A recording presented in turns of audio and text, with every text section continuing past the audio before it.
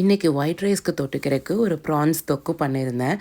Sometimes நம்ம பண்ணுற ரொம்ப சிம்பிளான ஒரு டிஷ் நமக்கு ரொம்ப சாட்டிஸ்ஃபைங்காக இருக்கும். எப்போ இந்த ப்ரான்ஸ் தொக்கு பண்ணாலும் எனக்கு ரொம்ப ரொம்ப பிடிக்கும். வாங்க ரொம்ப சிம்பிளான இந்த தொக்கு எப்படி பண்ணுறதுன்னு பார்க்கலாம். க்ளீன் பண்ண ப்ரான்ஸ் கூட கொஞ்சமாக உப்பு, கொஞ்சம் மஞ்சத்தூள், மிளகாய்த்தூள் இதெல்லாம் போட்டு நல்லா மேரினேட் பண்ணி அட்லீஸ்ட் ஒரு 15 மினிட்ஸ் ஆகுது இந்த மேரினேஷனோட அதை அப்படியே வச்சுருங்க.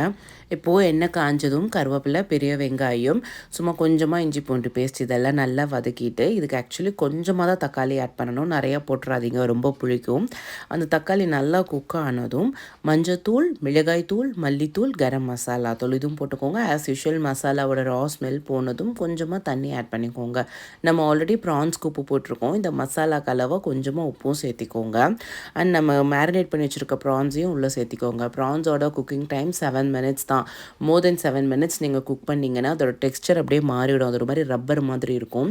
ஸோ ஓவர் குக் பண்ணிடாதீங்க. அண்ட் ஃபைனலி மிளகுத்தூளும் கொத்தமல்லி தலையும் போட்டு நல்லா மிக்ஸ் பண்ணி எடுத்துட்டீங்க அப்படின்னா நல்ல சூப்பரான ஒரு ப்ரான்ஸ் தொக்கு ரெடி.